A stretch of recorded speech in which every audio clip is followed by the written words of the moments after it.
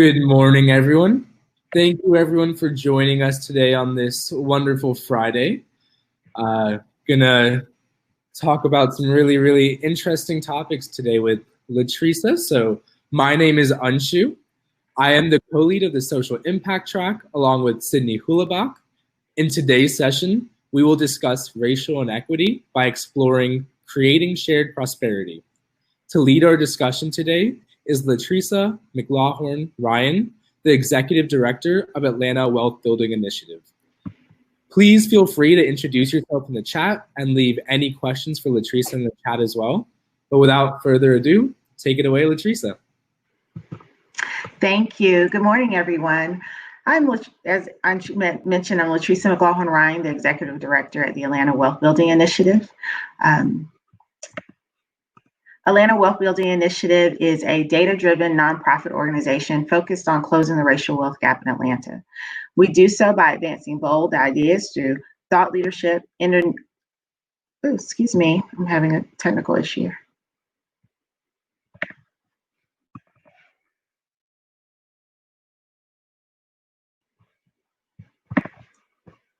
Apologies, everyone.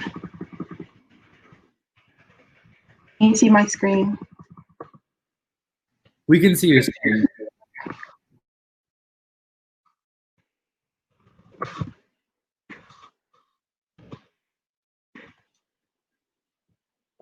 I lost you, so forgive me. I'm gonna.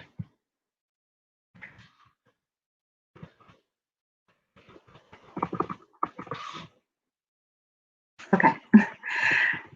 As I mentioned, Atlanta Wealth Building Initiative is a data-driven nonprofit organization focused on closing the racial wealth gap in Atlanta.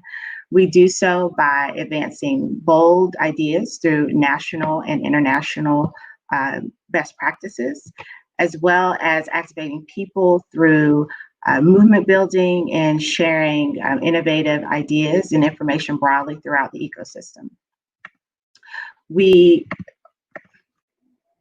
Goodness.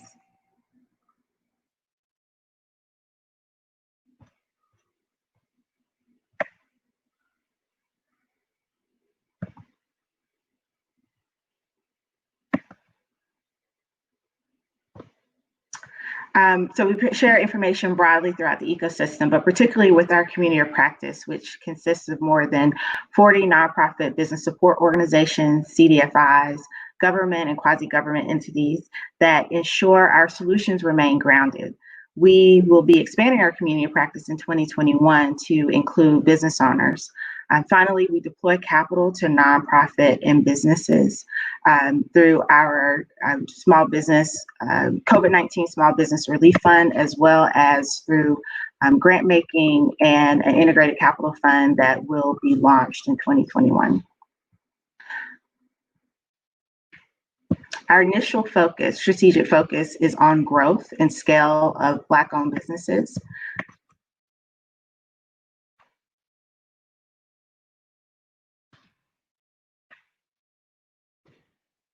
My apologies, everyone. I keep losing you on the platform.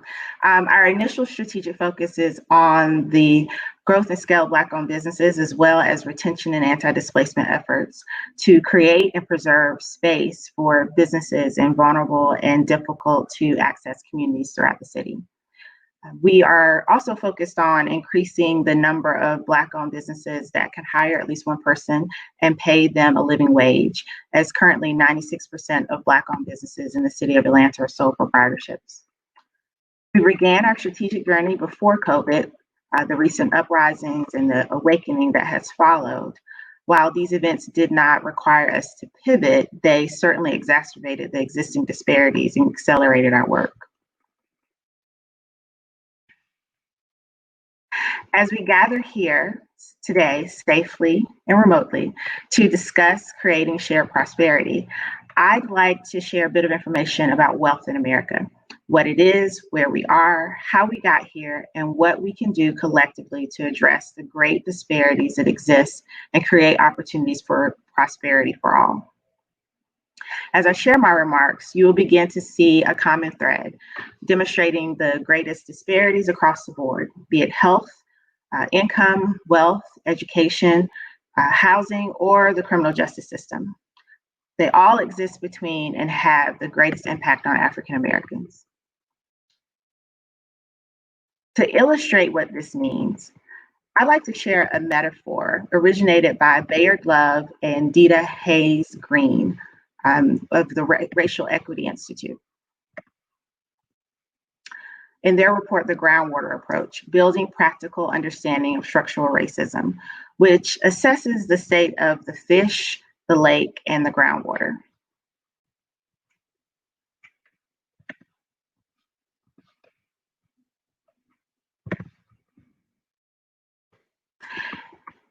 The metaphor goes as follows. If you have a lake in front of your house and one fish is floating belly up dead, it makes sense to analyze the fish. What is wrong with it? Imagine the fish is one student failing in the education system. We'd ask, did it study hard enough? Is it getting the support it needs at home? But if you come out to that same lake and half the fish are floating up, belly up dead, what should we do? This time you've got to analyze the lake. Imagine the lake is the education system and half the students are failing. This time we'd ask, might the system itself be causing such consistent, unacceptable outcomes for students? If so, how? Now picture 5 lakes around your house, and in each and every lake, half the fish are floating belly up dead. What is it time to do? It's time to analyze the groundwater. How did the water in all these lakes end up with the same contamination? On the surface, the lakes don't appear to be connected, but it's possible, even likely, that they are. This time we can imagine half the kids in a given region are failing in the education system. Half the kids suffer from ill health, half are performing poorly in the criminal justice system, half are struggling in and out of the child welfare system. And it's often the same kids in each system. If each system is creating similar inequity, similar disparities, we must assess how our systems are connected, how we use our positions in one system to impact a structural racial arrangement that is deeper than any one system. We cannot simply fix fish and clean up one lake at a time. All we do is put fixed fish back into toxic water or filter a lake that is quickly recontaminated by the toxic groundwater. This example and the inequity shared today indicate we live in a racially structural society, and that is what causes racial inequity. Racial inequity looks the same across systems, regardless of people's culture or behavior, and regardless of socioeconomic differences. These inequities affect African Americans disproportionately. Accordingly, my remarks today will focus on this fact.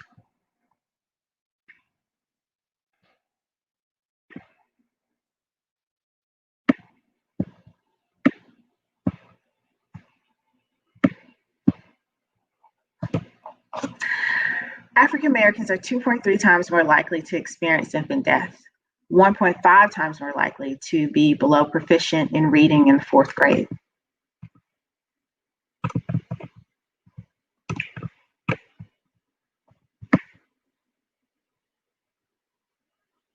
$2.7 times more likely to be searched at a traffic stop. And African American business owners are 5.2 times more likely to be denied a loan. The likelihood of bad outcomes are consistent across the board. Specific to Atlanta, the average African American owned business is valued at $58,000, while the average white-owned business is valued at $658,000. Atlanta is the #1 city for income inequality and ranks at the bottom of the national list for economic mobility. A child born into poverty in Atlanta has just a 4% chance of escaping it in his lifetime. While there are great disparities that exist, entrepreneurship provides a great opportunity and important wealth building opportunity for Black people in the city if properly resourced.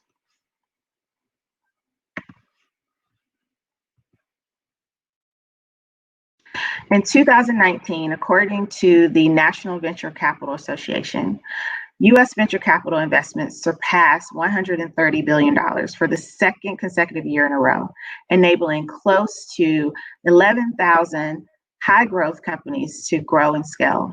where fewer than 1% of Black and Latinx founders have successfully accessed this capital.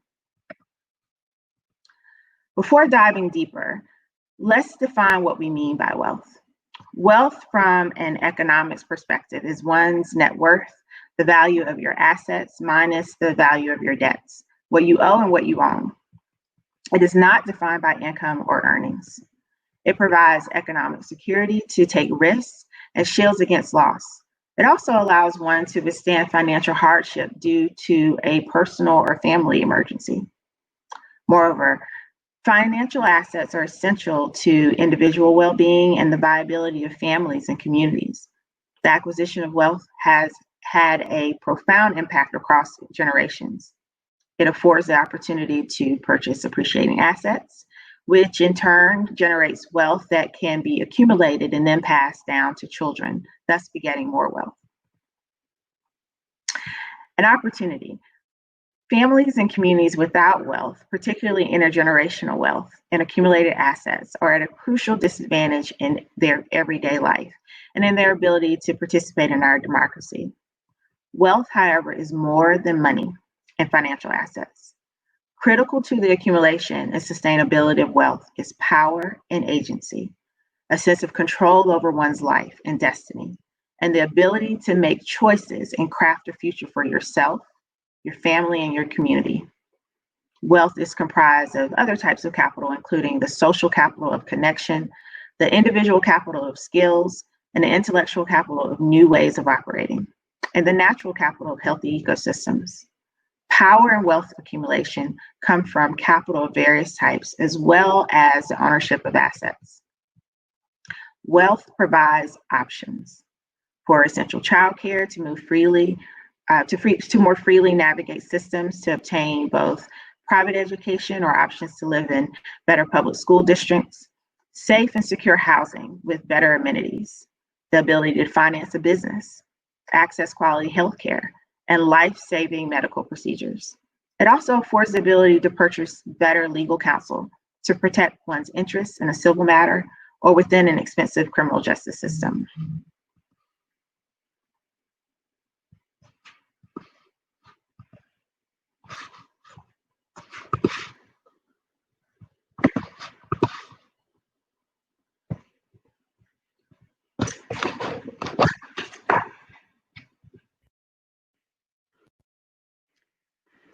My apologies. Can you all still see my screen? It went out again.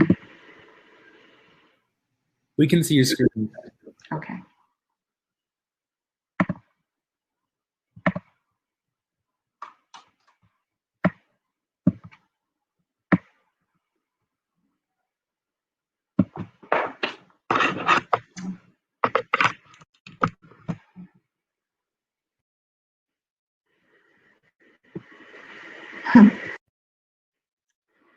Well, I can't see it anymore, so I'm just going to move forward. Thank you all for your patience. The net worth of a typical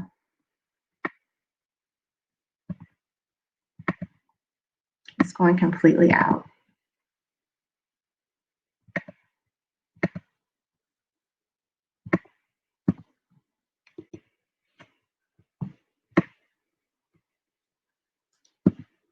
Anshu? I can share the presentation on my screen if you'd like. Okay. Yeah. Do that.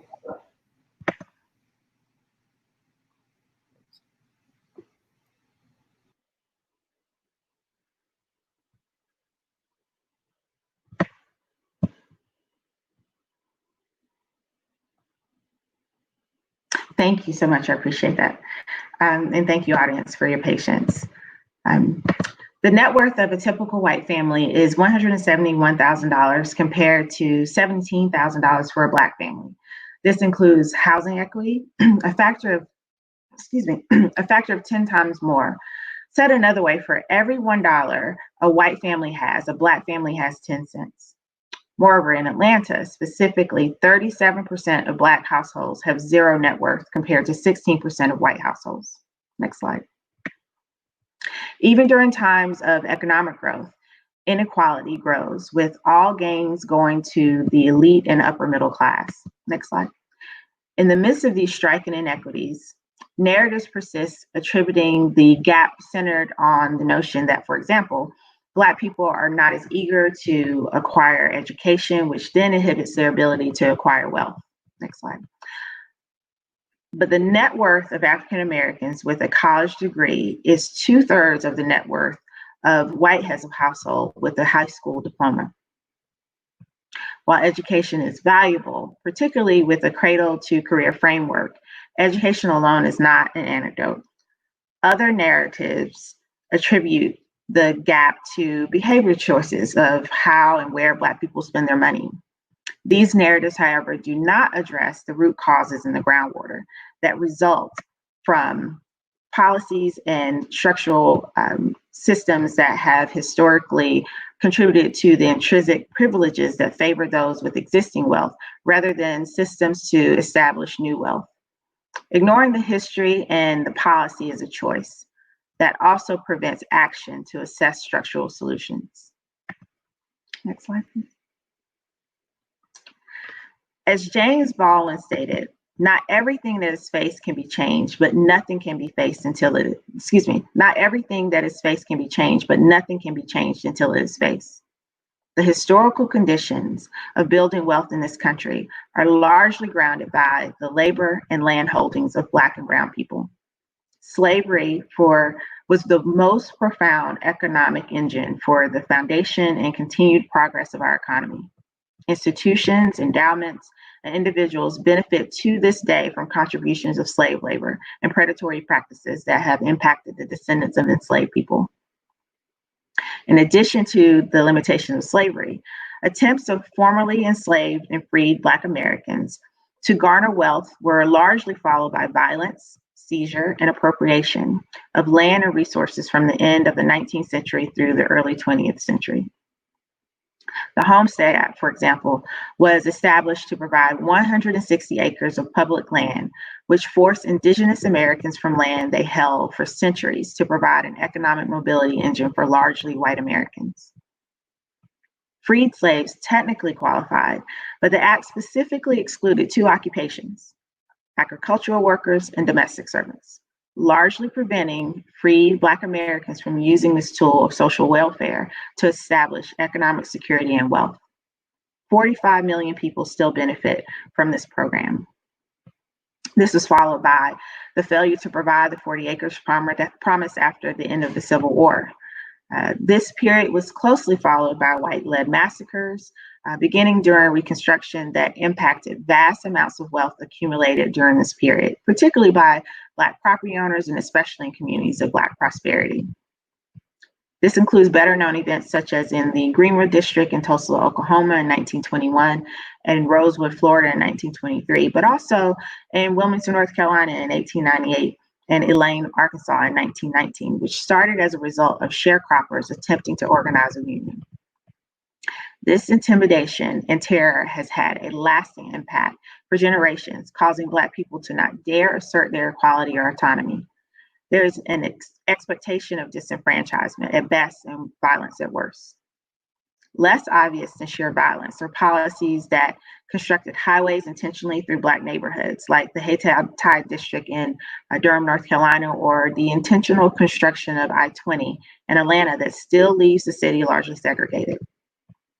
Similar to the Homestead Act, other public policies during the Jim Crow era after World War II, such as the GI Bill or federal subsidy programs to assist people to become homeowners, which intended to create greater social and economic mobility for Americans, also ultimately excluded Black Americans.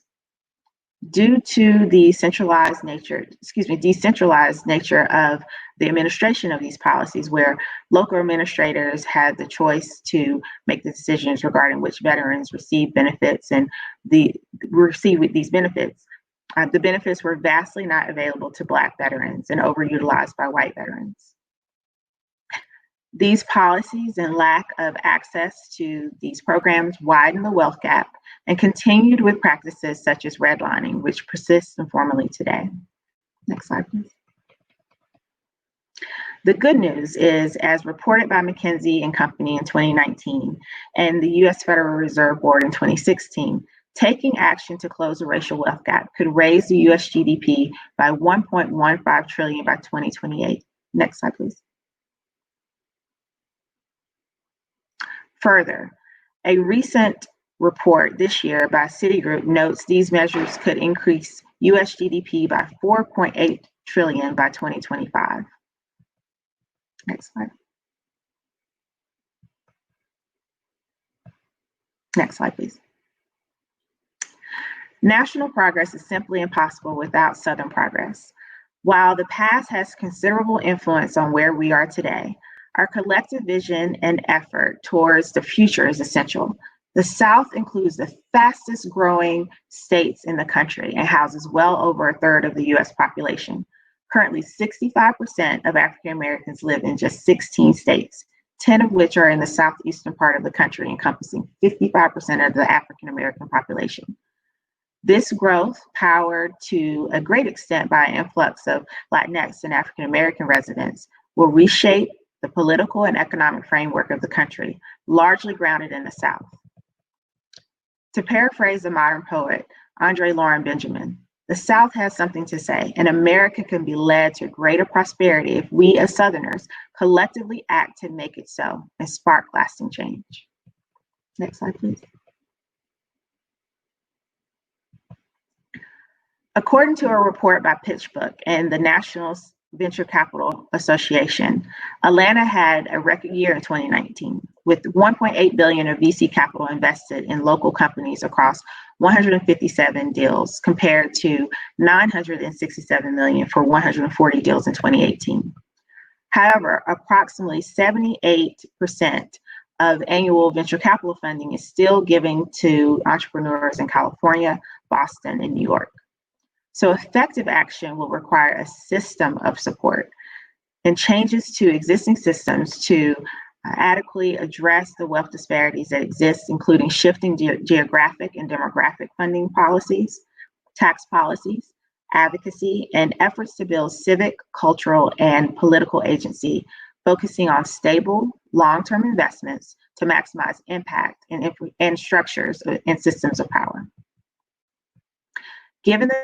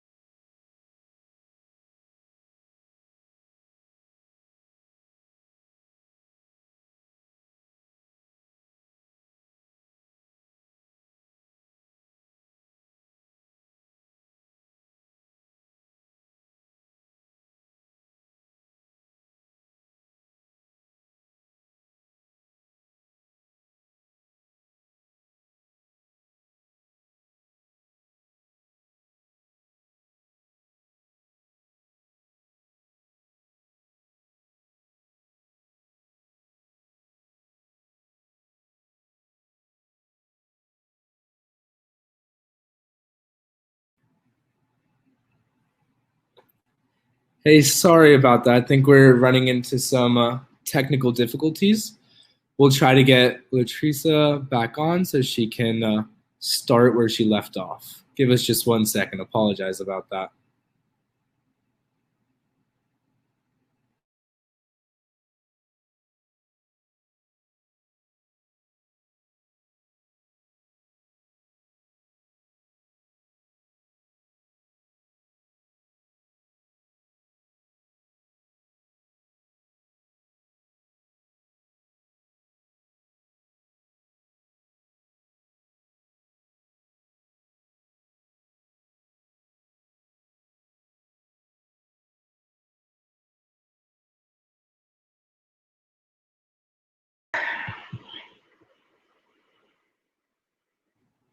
Hey, Latricia. Hi.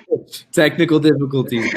started back where we were. No worries, no worries. Where were we? Because I don't think I knew it went out. Let me pull up the presentation. My goodness, what a mess. Here we are. Did you hear the pitch book part? What's the next slide after this? I know I'm at a closer time. You're good, you're good. We could start right here. Okay, let me just go back to pitch book really quickly if you didn't hear that, and then I'll go quickly past that. Perfect.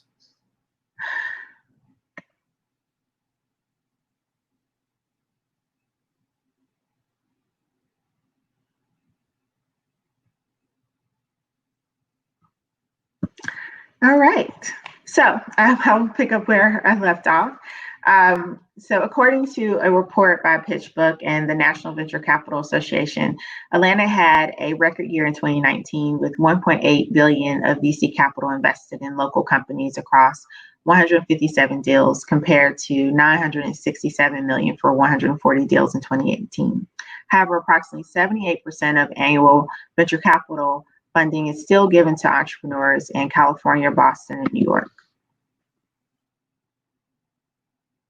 Next slide, please. We at Atlanta Wealth Building Initiative employ and promote 6 main strategies of community wealth building as groundwater solutions modeling frameworks implemented nationally and internationally, such as those in Preston, United Kingdom. These strategies serve as a driver to build wealth that does not merely extract from community to build individual wealth, but helps promote engagement and investment to benefit the community as a whole. These strategies focus on anchor procurement that directs local institutions such as corporations, universities, and hospitals to engage local business owners and improve and benefit the local neighborhoods and communities as a whole. Integrated capital and financing policies designed to minimize barriers to access to capital and build healthy and equitable business ecosystem. Land and real estate strategies, including land trusts, inclusionary zoning, and land banks to maintain affordability or acquire blighted properties for future affordable commercial use. Business and development and retention strategies ranging from efforts to promote entrepreneurship and small business development to worker-owned businesses and cooperatives. Workforce development strategies that link employers, jobs, and training to local residents, particularly those that have faced systemic barriers to sustainable employment opportunities. And finally, ecological resilience and wellness strategies to pair workforce and economic development with ecological and overall wellness goals. Next slide. Entrepreneurship and business ownership present an on-ramp to share prosperity that goes beyond the immediate gain of individual business owners. Black-owned businesses are more likely to hire employees of color. They give back to their communities through donations of time, money, and services. And Black entrepreneurs can play key leadership and mentorship roles that invite other workers of color into the world of self-employment and business ownership. Building a healthy, thriving business is an asset that can directly improve the financial security of more than the entrepreneur and be a platform for the community, for community wealth building as a whole. We implement these strategies for businesses through our Advancing Enterprise Prosperity Program, 1,000 Black Businesses in 1,000 Days, which focuses on growth and scale of businesses, local workforce development to support those businesses, and retention and anti-displacement efforts to preserve affordable commercial space for businesses to remain in place and expand within the city.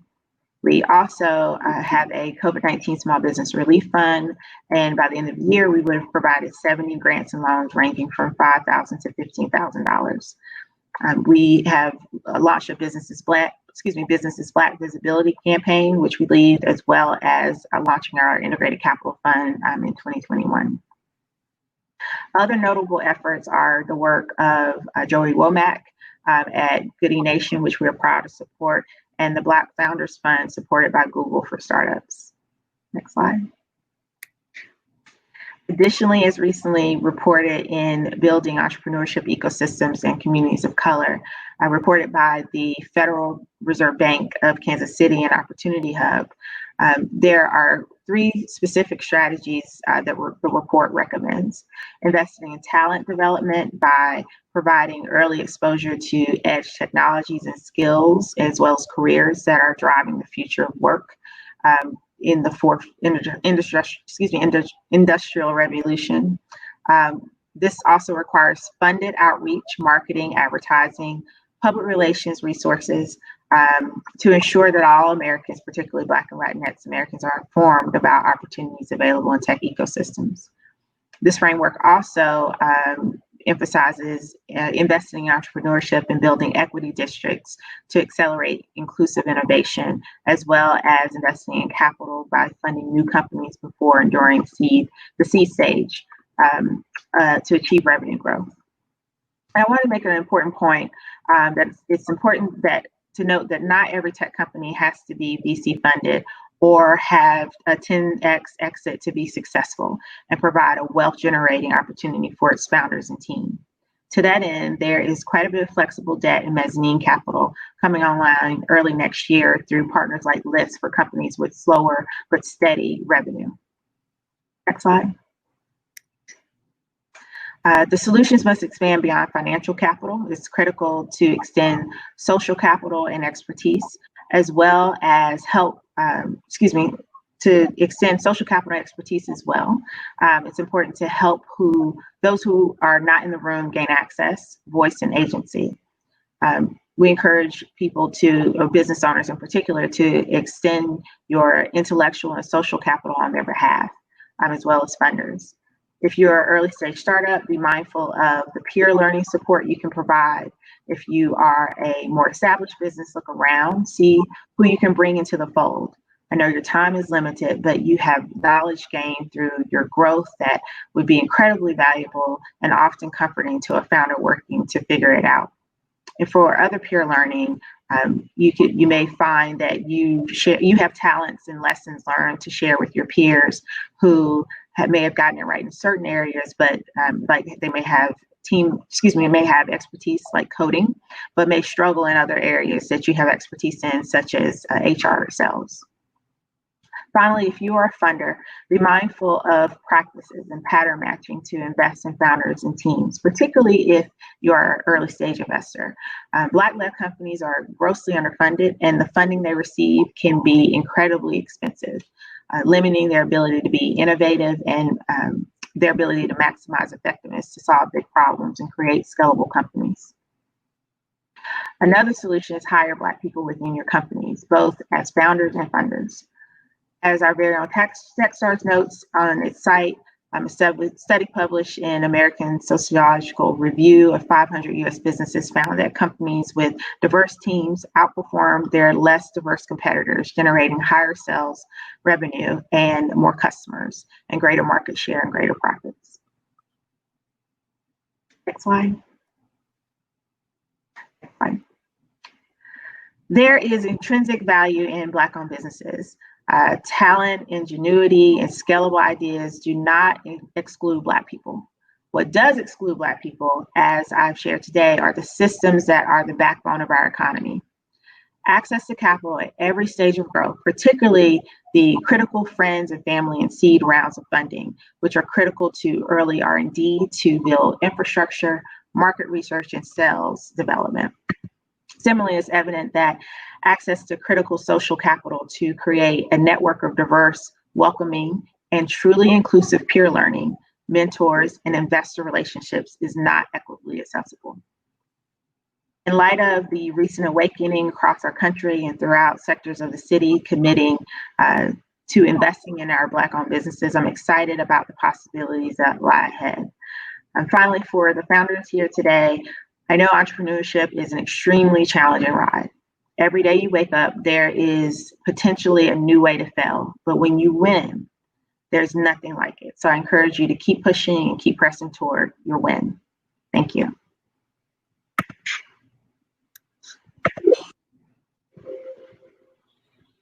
Thank you, Teresa. Thank you for the insightful presentation, and I hope for a better tomorrow.